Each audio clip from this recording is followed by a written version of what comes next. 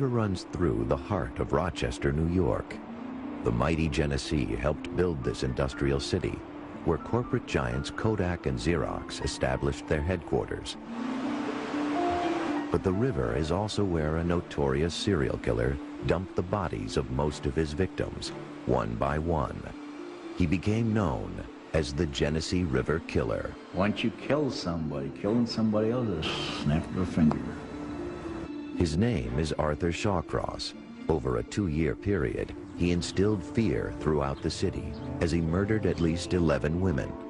I was convicted of 11, suspected of 19 more, and, I'm not going no farther. He preyed mostly on prostitutes, strangling and suffocating them with his bare hands. They weren't kicking it at all. You hit the pressure point, you don't move. He mutilated some of the bodies and even claimed to have eaten their flesh. I don't know why I did it. It was just something that happened in the spur of the moment. That was it.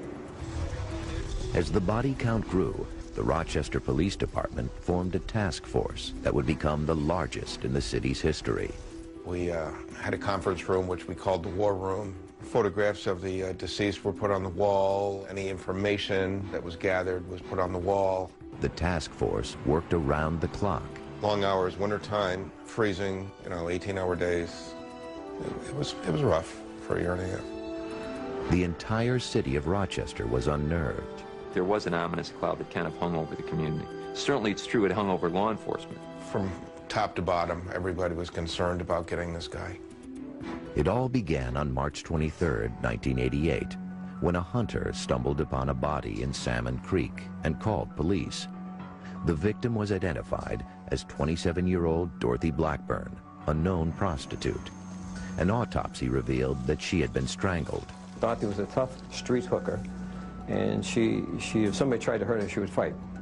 She wouldn't take any garbage. The city was hit hard by the crack epidemic, and certain areas like Lyle Avenue were flooded with prostitutes working for quick drug money. There's so many girls around, it was like a joke. Loaded with prostitutes, loaded with hookers, absolutely. Up and down the street, 24/7. Dorothy worked on Lyle Avenue, and to police, her murder seemed like a routine homicide. It's a dangerous occupation. It could be a John that didn't want to pay. It could be her pimp. So at that time, we had no idea. 7 months later, a man was rummaging through debris in the woods down by the Genesee River Gorge when he saw what he thought were the skeletal remains of a deer. Then he saw clothing nearby and called police. The body was so badly decomposed, it could not be recognized. We had to recreate her face, had the skeleton recreated into an actual face. After seeing the recreation in the newspaper, her father identified the woman as 28-year-old Anna Steffen, a prostitute from Lyle Avenue. The medical examiner ruled the cause of death as probable asphyxiation. Still, police didn't think the two murders were connected. In any urban area where prostitution occurs, there may be violence involving prostitutes. So I think initially there wasn't a real alarm. Almost a year passed before police were called to the river once again. This time, it was the body of Patty Ives, a Lyle Avenue prostitute found on October 27, 1989. There were 3 prostitutes that we knew were prostitutes on Lyle Avenue, and they were hidden. And it's not like, somebody drags a prostitute in the alley and stabs her and leaves her lay. Somebody took the time to hide these bodies. And that's when I thought that we had a serial killer in Rochester. The police put Lyle Avenue under 24-hour surveillance and warned the women there to be on guard. We were telling them to be careful, work in pairs. If you're going to work the streets, work with somebody you know, don't be alone, and be very cautious. But it was business as usual for the elusive serial killer. Despite the massive police presence, the killings became more frequent. It was very frustrating. I mean, we had the area scoured with our tactical unit, undercover police officers, and apparently he was picking up girls right under our noses. On a cold Thanksgiving day in 1989, police responded to another body found near the Genesee River. It was a deserted area. Her body was found under carpeting by a young man walking his dog. And at that point, there was just this feeling of helplessness because it seemed that no one was going to stop the individual who was killing these women. The victim was 29-year-old June Stott. Can you tell us something about her physical condition? Describe how the body was? No, we can't, because that's all investigative information. What police wouldn't say was that June Stott's body was unlike the others. June Stott was entirely different. She'd been subjected to a post-mortem mutilation, a very deep wound from the top of the chest down to the vaginal area, and had been eviscerated to a certain degree. It seemed the killer was growing bolder and more disturbed with each victim. The FBI was called in to help create a profile of the suspect. One of the first things we did is go out and take a look at the area, the crime scenes, where the bodies were dumped, get a look at the River Gorge area. They felt that the location of the dump sites was a clue to the killer's identity. People choose dump sites because they're comfortable or familiar with the area, probably a fisherman or familiar with that gorge area for reasons besides the homicide itself. The victims were also most likely familiar with their killer. How is he getting these victims? These women are terrified on the street. And the answer we felt was that he was a regular customer and that they knew him, and therefore they weren't afraid to get into a car. The FBI believed the offender was most likely a white male with a history of violent crime who held a menial job and was probably married or had a girlfriend. He was likely a known John in the area and also a hunter or fisherman. But other than that, he would appear nondescript.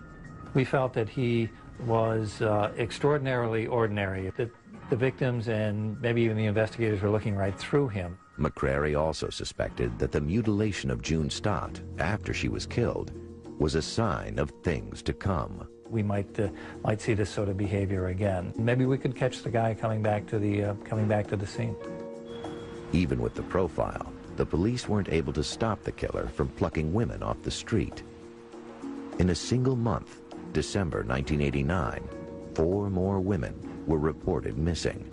One of them was Darlene Trippi. She didn't come home for Christmas, and it was her favorite holiday. So I kind of knew then and there that she wasn't with us anymore. Police began using a helicopter to try and find the bodies of the missing girls. On January 3rd, 1990, a state police helicopter spotted one and circled around. And as they got closer, they saw that a gray Chevy was parked directly over the body on the side of the road. The helicopter radioed for ground support and followed the car as it drove several miles to the Wedgwood nursing home, where the driver parked and went inside. When police arrived, they asked the man who was driving the car to come outside and talk. Is this a coincidence that he happened to stop on this road directly over the body, just happened to be in the wrong place at the wrong time?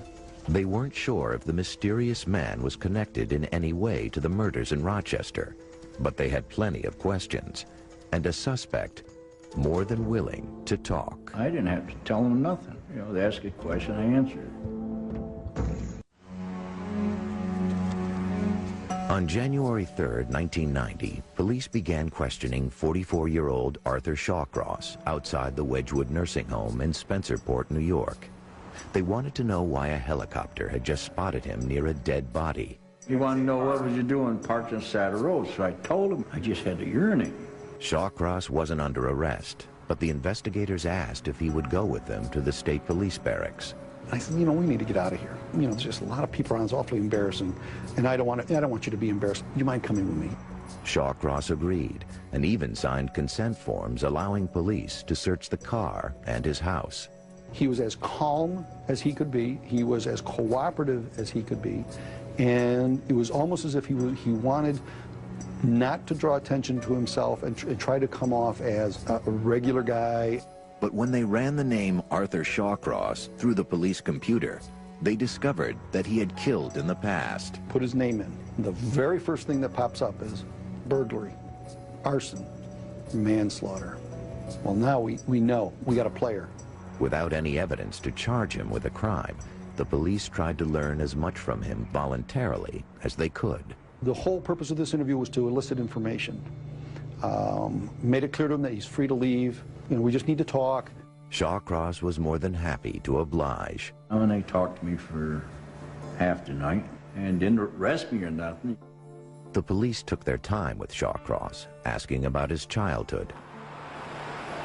He said he grew up in Brownville, New York, a small town near the Canadian border. Never really had anything bad to say about his parents, or his family, or his upbringing. After being drafted into the Army in 1967, he completed a tour of duty in Vietnam. And I went from Saigon, I went up to Pleiku, Central Highlands in Vietnam, and I went from Pleiku, I transferred, went to the 1st of the 14th Infantry to Kon Tum, Vietnam. Eventually, police asked him about the manslaughter charge. Shawcross hesitated, but then admitted that he had killed a young boy and girl in 1972. He had served 15 years in prison and was paroled to Rochester in 1987. He attempted to portray himself as very sad for what he had done, and he knew that this was a real bad thing. Shawcross also talked about his current life in Rochester. It turned out the car he was driving was owned by his mistress, Clara Neal, who worked at the Wedgwood nursing home. He was also married to a woman named Rose, his 4th wife, whom he had met while in prison. I was writing to a couple of teenage girls, and they were writing, then they introduced me to their mother, and I started writing the mother, and then the mother came to visit. Shawcross began living with Rose as soon as he was released from prison, and they eventually married. He was now working at night, chopping salads at a local food service company. But what really got the investigators' attention was when he talked about his favorite fishing spots. He's telling us about Genesee River Gorge. Well, we've got a body there. He's talking about another place. Well, we've got a body there. He likes to fish here. We had a body there. During the interview, the only time Shawcross became agitated was when they asked if he saw prostitutes. He would slam his fist on the desk and get very angry, and he would just erupt. He said, I don't do prostitutes. I don't hang out with prostitutes. He said, I've never been with a prostitute. After 8 hours of questioning, the police were forced to let him go. I certainly didn't believe at that point there was what the law calls probable cause to arrest him. They took his picture and dropped him off at his apartment late that evening. They had already searched it during the interrogation, and it was now under 24-hour surveillance. Overnight, detectives showed his picture around to prostitutes on Lyle Avenue. One girl picked him out immediately as being a regular of hers. She knew him as Mitch. I bought a jacket. On the back of the coat, 2-inch letters on the back, it says Mitch. You know, guys, people call me Mitch. You know, I just waved to them. The next day, 2 investigators approached Shawcross on the street and asked if he wouldn't mind answering more questions. I really thought at that point he was going to lawyer up. And when he didn't, I was never more surprised and relieved. If he lawyers up, end game. We can arrest him. Maybe. What, can we make it stick? I don't know. Shawcross got in their car, and they drove to the place where the prostitute said she and Shawcross had sex. I said, do you recall having sex with a prostitute at this location? He said, oh yeah, just once, I forgot. Having caught Shawcross in a lie, the investigators headed to the Rochester Police Department to interrogate him further. On the way, they passed the area where Shawcross had picked up the prostitute who had ID'd him. They told Shawcross they knew more. And I again informed him, this is where you picked up a prostitute, and she's cooperating with us, and that she also saw you with Elizabeth Gibson on the 11 hours before she was killed. Elizabeth Gibson was a prostitute whose body was discovered just a few weeks earlier in the woods by a hunter. The detectives bore down on Shawcross. Explain how you were seen with this girl, Elizabeth Gibson. 11 hours later, her body was found. We have paint chips at the scene. We have tire impressions. At that point, he was asked if anybody else was involved in this, namely his wife, Rose. They started threatening my wife and started threatening Clara. And finally, I just gave up. He puts his head down and he goes, she's not involved. After only a half hour of questioning, Arthur Shawcross admitted killing Elizabeth Gibson. He had strangled her, and he said the reason being is they were having sex and she scratched his eyes. And he got carried away and suffocated her, strangled her. He didn't mean to kill her, he said, but he was irate because she had scratched his eyes. But it would take 4 more hours till Shawcross came completely clean. Police confronted him with a matching earring from another victim found in his car. Shawcross cracked. I just get a big knot in my chest, and I said, yeah, think to myself, it's over with. The cops gave Shawcross a stack of photographs of dead and missing women. And he went through them like a deck of cards, and he'd sort them out and show us the ones that he was responsible for killing. When it was over, there were 11 pictures in Shawcross's pile. After I admitted to the 11, it was like a big weight fell off me. Almost as shocking as the number of victims was Shawcross's lack of emotion. He showed no remorse. I don't believe he had any conscience at all. Nothing. We asked him, could you give us a reason why you did this? And his reason was just taking care of business. With the Genesee River killer finally off the street, the entire city of Rochester breathed a sigh of relief. We left the room, and there were probably 40 police officers, commanders, and officers that had tears in their eyes. This was over. But as more details about Arthur Shawcross were revealed, the relief would be replaced by rage. I could not believe that they let him out after killing 2 kids. I was livid, and I still am very angry that all could have been prevented. We are here today to formally announce the arrest. On January 5th, 1990, officials in Rochester, New York, called a press conference to announce the arrest of the killer who had terrorized their city for 2 years.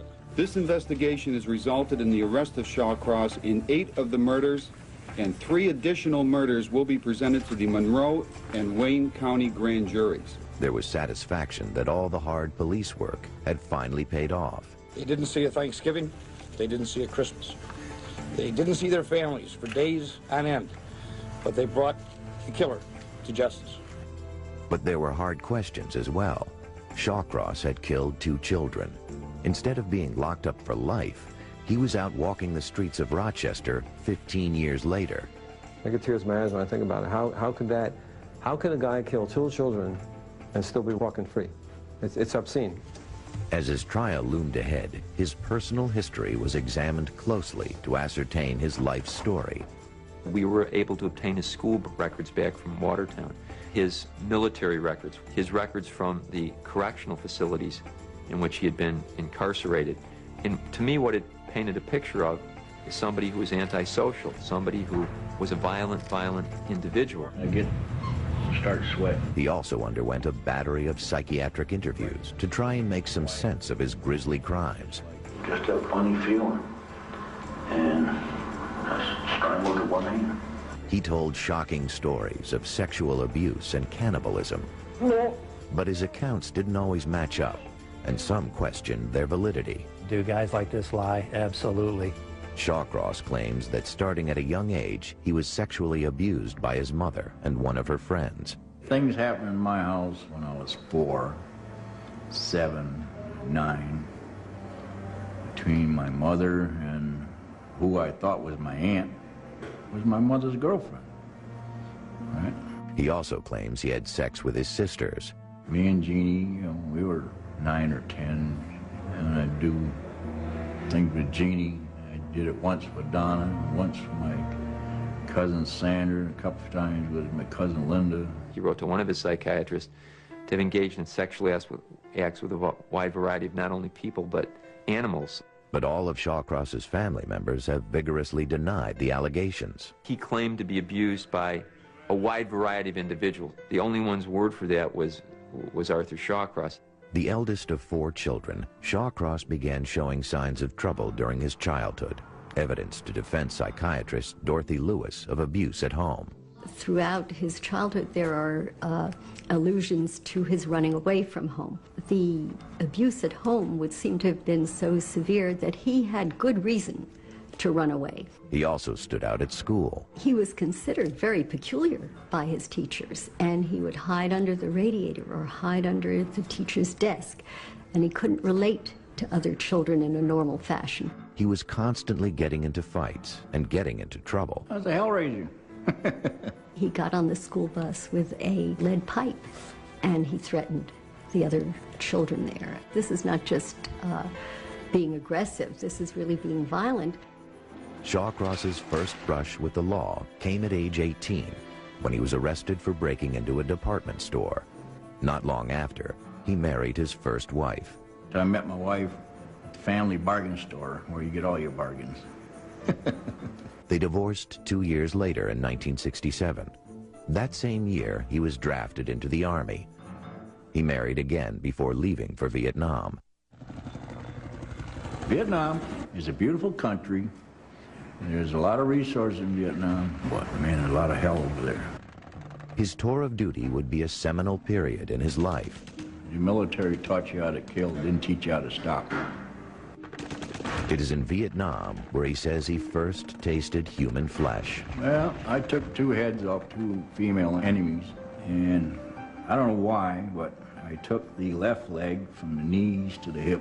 I had a little fire, and I was cooking that leg. He also says he was haunted by what he had seen and done during the war. I had like nightmares all the time.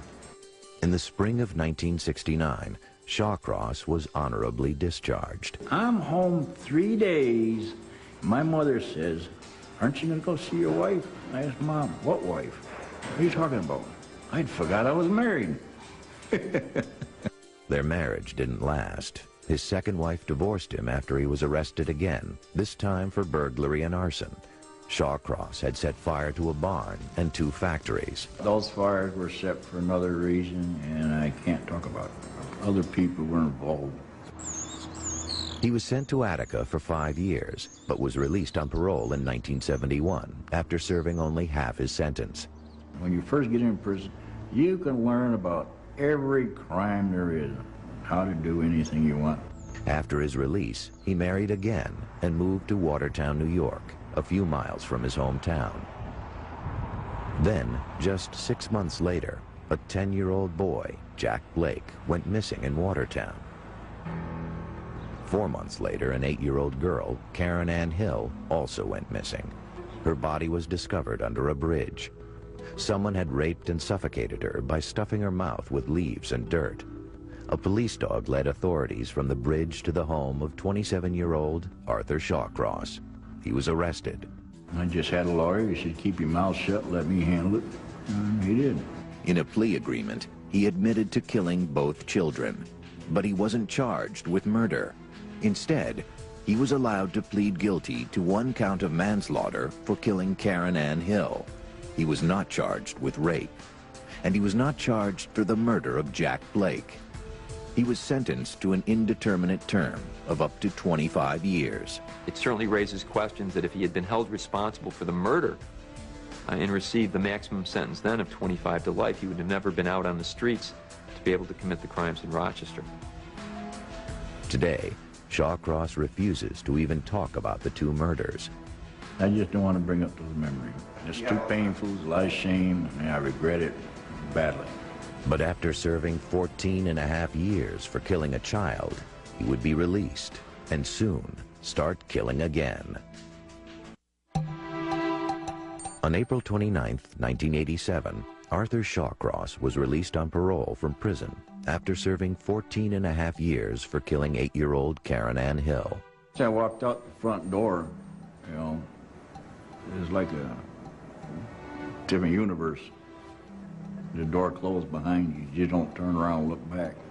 The parole board sent him to Binghamton, New York, and informed the police department that a child killer was moving into their community. A very well-liked and very well-known police officer from the Binghamton Police Department. His very own daughter, she was murdered by a pedophile. The officer complained about Shawcross, and the parole board moved him. But no matter where he went, Shawcross couldn't escape his past. Word had spread, and he was literally chased from town to town. Some drunks show up in my apartment. You know, they're gonna kick my butt. Frustrated, the parole board finally settled him in Rochester. Only this time, they decided not to tell the local police. Law enforcement wasn't notified specifically of his presence here. I guess you could say that the communication wasn't as good as it was. I think a lot was learned from the Shawcross case. Shawcross eventually married his fourth wife, Rose, a pen pal he had corresponded with while in prison. He also started seeing Clara Neal, a woman he met at his job chopping vegetables. He had hopes of making a fresh start with his life, but it didn't last. I'm trying to better myself, you know. I had the feeling it was going to work, right? But you meet a prostitute on the street, and it's like a kid in a candy store. Shawcross claims he never sought out a prostitute before moving to Rochester. But one day, while driving his girlfriend's car, he encountered one. The girl comes up to me, right? I'm parked, I'm at a street light, and I got the windows down. And he leans in and says, "You want to go on a date?" She had explained it to me, right? You know, so we went and did whatever she wanted to do, you know, and went from there. Soon he was seeing prostitutes regularly. Then, in February 1988, he picked up Dorothy Blackburn. He says she bit him during oral sex. She gets down and she bit me, and I smacked her, and I bit her. I said they were even. You know, she starts fighting and everything, and I just strangled a bit. Shawcross coldly dumped her body in a creek near the car and went home. I was in a fog. When I got home, Rose didn't know me, didn't know who I was. My neighbors would say the same thing. I was in a daze for a few days.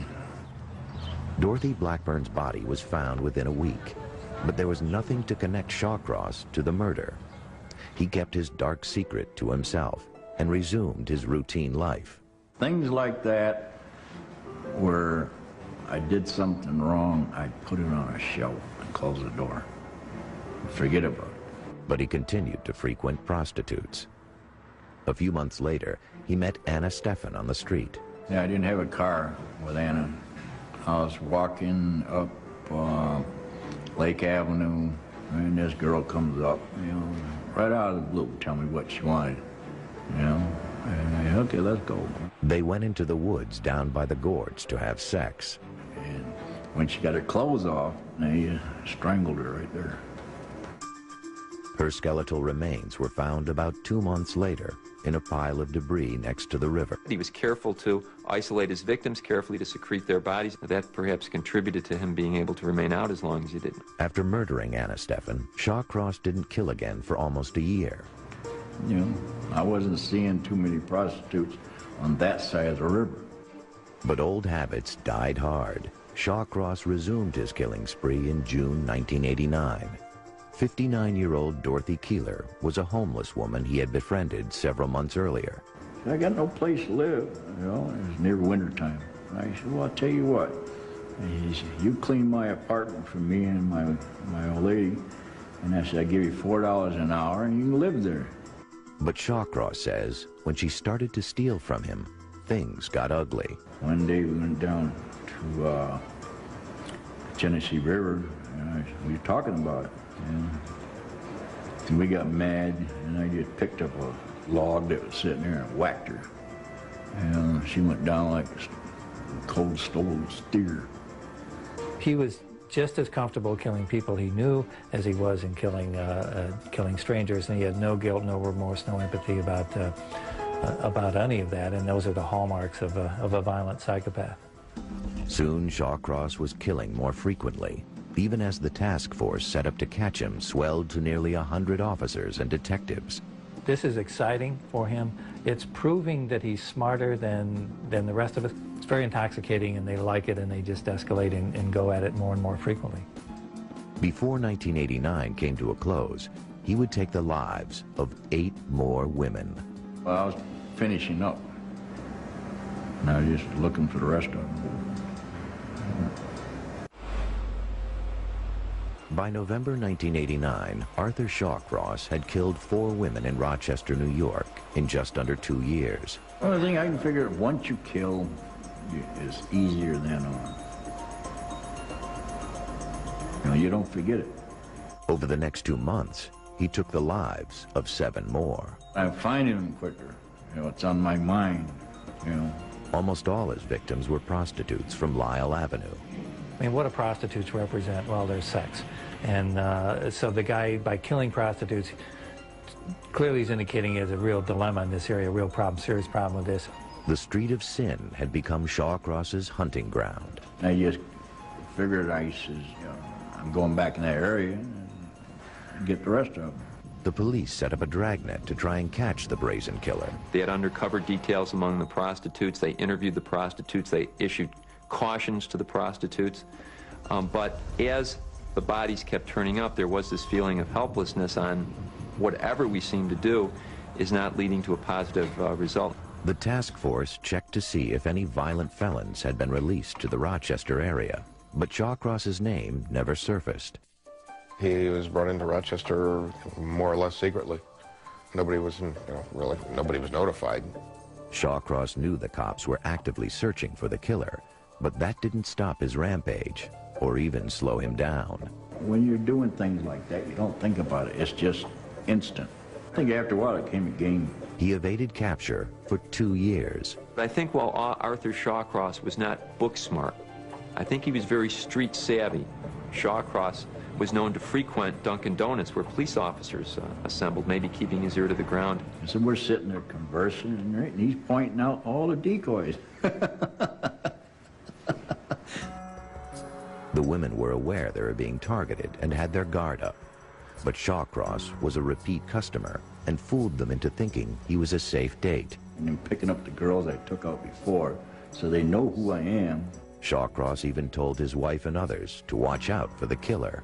I was in that role like Dr. Jekyll and Mr. Hyde. I was telling Rose, I said, be careful where you're going. My neighbors, I'd escort them downtown. As Shawcross's killing spree continued, it also became more gruesome. His 6th victim, June Stott, found on Thanksgiving Day, had been mutilated. I took the body, I split it open. Right? I don't know what I was thinking. She was cut from the base of her sternum to her pubic area, and obviously it seemed that the level of violence was increasing. What we're seeing is really the underlying pathology of the offender coming out. These are definitely sexually violent crimes, and I think that the mutilation of the vaginal area of June Stott is just another manifestation of that, another focus on that underlying problem. Soon, 2 more women were reported missing, 22-year-old Maria Welch and 32-year-old Darlene Trippi. Every time the phone rang, my heart would go to my feet. And I would be hoping it was her, Their bodies weren't found until Shawcross led police to the dump sites after his arrest. And it was very difficult, because I'm the older sister, and I just couldn't take care of her. I couldn't help her then. His 10th victim, June Cicero, was reported missing just a few days before Christmas. It was her body the police helicopter spotted, with Shawcross parked nearby on January 3rd, 1990. June had also been mutilated post-mortem. He'd come back and cut the vagina of June Cicero. The next day, before Shawcross had confessed, police found his final victim, Felicia Stevens, whom Shawcross says he strangled with the power window of his car. Stick her head in the door, and I got a button by the door, and I just pulled the button up and drove away, and she's still there. That same day, January 4th, 1990, Shawcross confessed to 11 murders. He led police to the bodies of Maria Welch and Darlene Trippi, the last 2 women reported missing by their families. She was a wonderful girl. She loved children. She was just a joy to have around you. She lit up any room she went into. The relatives of many of his victims would become fixtures at Shawcross's trial. The testimony was almost as shocking as his crimes, with appalling stories of necrophilia, cannibalism, and a startling video of Shawcross under hypnosis. No, no, no, no. When Arthur Shawcross first went on trial, he faced a maximum sentence of 250 years in prison. Bring out Shawcross. It's just too bad back then they didn't have a death penalty, because that'd be ideal to put him in the electric chair and fry him. No question in my mind. On the advice of his lawyers, Shawcross pled not guilty by reason of insanity, in an attempt to get sentenced to a mental institution instead of prison. To prove that you're insane under New York law, you have to show either that you didn't know and appreciate the consequences of your actions, or if you can show that you didn't know what you were doing was wrong. When opening arguments began in October 1990, 10 months after his arrest, the prosecution depicted Shawcross as a calculating killer who was fully aware that what he was doing was wrong. Why do you dump the bodies in an area where they're not likely to be found? That all to me speaks to somebody who knows what you're doing, knows it's wrong, and is trying to cover up your tracks. The prosecution also portrayed him as an evil, sexually violent psychopath who had no remorse for his crimes. He loved killing. He loved the thrill of finding a girl, the thrill of getting her naked, the thrill of having sex with them, and the thrill of watching them die as he's having sex with them. That was his fantasy, and that's what he enjoyed. The defense argued that Shawcross didn't know what he was doing and was unable to control himself when he killed because he suffered from a psychiatric condition called dissociative disorder. We all, to a greater or lesser extent, dissociate, get wrapped up in our own thoughts, miss the exit on a highway. He did have these episodes that could be triggered by emotional things, and when this occurred, whoever was there would be the victim. This was a severely disturbed individual. The defense hired psychiatrist Dorothy Ortnow Lewis to evaluate Shawcross and testify. The time that these acts were committed, he was absolutely incapable of either appreciating the nature of the acts or the consequences. She argued that his violent dissociative states were caused by a toxic mix of brain lesions, sexual abuse as a child, and post-traumatic stress disorder caused by Vietnam. When you bring together an individual who does have brain damage and dysfunction, and you raise that child in a violent, abusive, threatening household, then you really have a time bomb that you've created. Shawcross never took the stand, but the defense played videotapes of him, supposedly hypnotized by Dr. Lewis, reliving sexual abuse by his mother. She put a stick in there. She put a stick in there? Broomstick. She put a broomstick where? She put a broomstick where, Artie? My butt. The defense countered with psychiatrist Park Dietz, who testified that Shawcross was faking and lying about the abuse. There is no evidence that Mr. Shawcross endured anything that might be called sexual torture at the hands of his mother. The striking pictures of Shawcross, purportedly under hypnosis, were combined with testimony that he was a cannibal. In a couple of the cases, he cut out the genitalia and ate them. Now, this is very, very similar to what he said he did in Vietnam with eating parts of one of the women that he captured. Again, the prosecution contended that Shawcross was making the stories up to try to appear insane. If you want to show people you're nuts, what more to say than you ate bodies? I think the only one who can ever answer that truly is Arthur Shawcross. Throughout the 4-month trial, relatives of Shawcross's victims filled the courthouse, including the mother of Karen Ann Hill, the 8-year-old girl Shawcross had killed in 1972. Can't tell you the feeling that come over me, just seeing him again. It wasn't easy. It wasn't easy. I wanted to say, why? Why did you take my heart? Shawcross's wife Rose and girlfriend Clara Neal also attended the trial and stood by their man the entire time.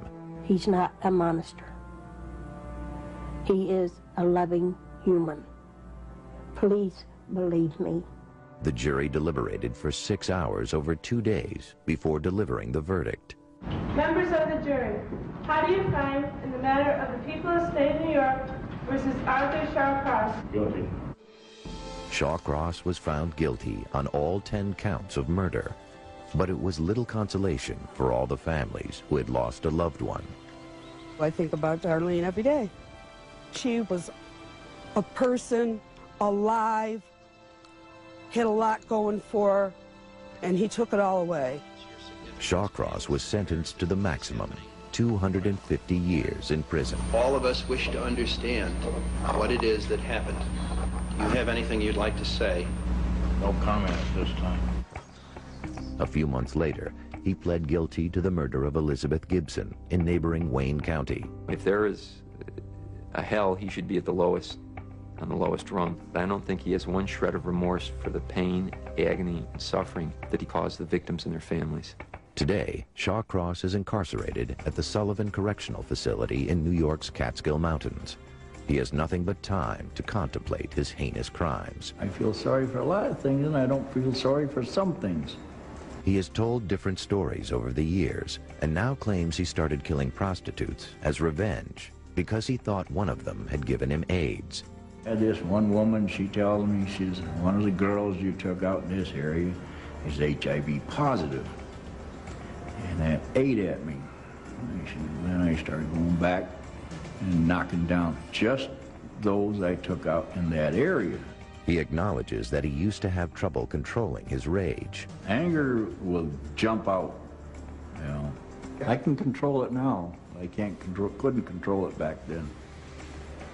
When I first got here, you know, I was angry all the time, but over the years I mellowed out. But Shawcross also says that if given the chance, he might kill again. Nobody knows what will happen tomorrow until it gets here. Tomorrow never shows up. You can learn from your past. You can't learn from what's going on in the future. Nobody knows it. Clara Harris did kill her husband, but to what degree is she responsible? Why are kids killing at such an alarming rate? Year after year, raising the bar on criminal justice programs. American Justice, next, only on A&E.